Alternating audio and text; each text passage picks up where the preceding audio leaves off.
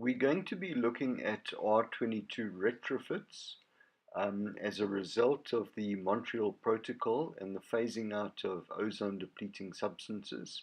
We're going to be having a look at what the options are and what the best way is to approach this matter. The Montreal Protocol is considered one of the successful environment agreements that has been reached, and South Africa is signatory to this protocol. Our deadlines are behind that of Europe and other first world economies, as we classified as an Article 5 country. So with our deadlines, from 2012, no new equipment running R22 was allowed to be imported into the country.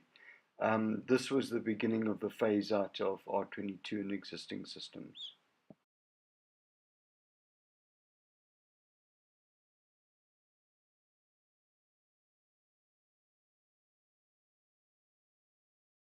So, what are the options that we need to consider? Well, the first option is to remain as is with your R22 system, not doing anything, keeping it maintained. And what will happen here is as your supplies start diminishing, your price is going to go up.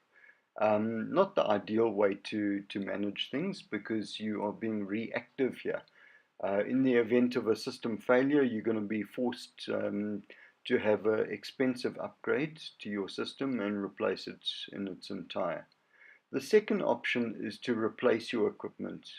This I would recommend if you're coming to end of life, if your system is problematic or not performing quite as well as it should, or even if you're finding that you want to go for something that is more energy efficient, for example, you would look at your option 2. Obviously, this does come at a price. If you have a system or systems that are performing well, you've invested money in the system and you would like to, if possible, keep the equipment but do a retrofit of gas. In other words, what you could do here is you could extend the life of your system beyond the R22 days and run it on a new refrigerant, new polyester oil. It would run a lot more smoothly. It would be a little bit more energy efficient as well.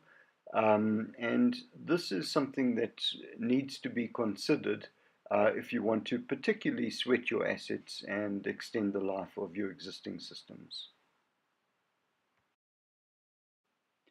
Most importantly, with option 3, by going ahead with a retrofit, you are able to keep your equipment at a fraction of the cost of replacing it. So the cost of doing a retrofit normally comes in at anywhere between 5 and 15% of the cost of replacing your system.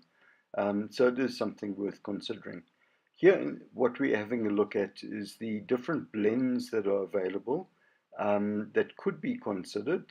They each have their own purpose, of course. But what we're going to look at here is narrowing down of the blends in terms of what is a viable retrofit option in terms of the qualifying criteria here, discharge, suction pressures, etc. And what would work well for a system of air conditioning as well as medium to low refrigeration systems as well. We're having a look here at narrowing this down, and we'll see in the next graph. The qualifying blends come down to 3 blends, which is your 427A, your 407C, and your 407A. I'm going to be talking a little bit about each of these, but we're going to be focused more on the 427A going forward. The 407C is suited to your air conditioning systems, but not really your lower temperature refrigeration, whereas your 407A is suited to lower temperature, but not your air conditioning systems.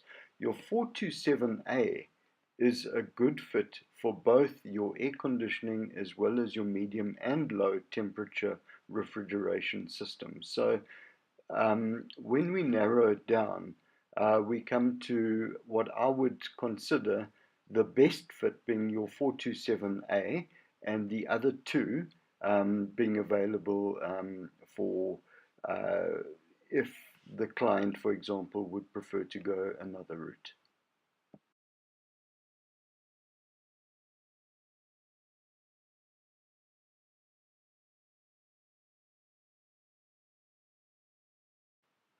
The reason I recommend 427A above the 407C and 407A is the high side pressure comparison, which you can see here. The zero being the measure to which we're basing this, which is your R22. So your 427A has the closest high side pressure to your R22. You also need to consider your GWP, or your global warming potential, of these refrigerants. Um, you don't want anything above 2,500, otherwise you're going to be subject to future phase outs. So anything below 2,500 is considered a low GWP. Your 427A, which I'm recommending, comes in at 2138 GWP. Um, if you compare this with 410, which isn't on this chart, 410 being your refrigerant that would come with a replacement system in an air conditioning unit instead of R22, a new system, the 410 comes in at a GWP of 2088. So it's 50 points below your 427A. So they're actually very close if you consider it that way. So your 427A basically qualifies in terms of all the criteria, and it is a low GWP substance, and it has zero ozone depleting qualities to it as well.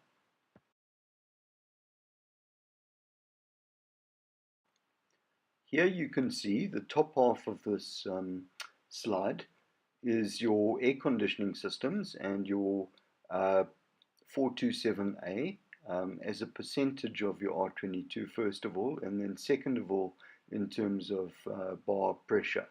It comes in very well in terms of a fit for your air conditioning systems. In terms of low temperature refrigeration, which is the bottom half of the slide, you can see that it's well positioned there as well. So your 427A is definitely the closest retrofit solution to your R22, and it's definitely suited to both your air conditioning as well as your medium and low temperature refrigeration systems. So what can we do for you? We basically, as specialist solutions provider, focused on energy efficiencies as well as efficient cooling and refrigeration. We have been involved in these retrofit projects since the beginning of 2016, where we were approached by one of our clients to look at what solutions would be viable. The 427A solution that we are offering, we brought as a solution to our client and rolled it out successfully, I would add. It was the first project of this kind in South Africa. Since that project, we've been rolling it out quite extensively, and it definitely is a viable option to consider. Our offering is a complete turnkey solution, which is end-to-end project managed. We come in, we have a look at your systems, we do a full assessment, we give you recommendations and put together a proposal. From the proposal, once it's accepted, we do a removal of your R22 refrigerants from the affected systems, remove the oils, and flush the systems. The system only needs to be flushed once. The 427A has a high tolerance of residual oil, so the move from your mineral to polyester oil isn't such a big deal with only one flush. We replace oil, nitrogen, we check all the systems in terms of functioning, seals. We remove the refrigeration, the R22 refrigerants from your site. We issue you with a certificate of safe removal and disposal. And we do a upskilling of any technical staff that you have that maintain your systems, and we do a complete and thorough handover. That's basically it.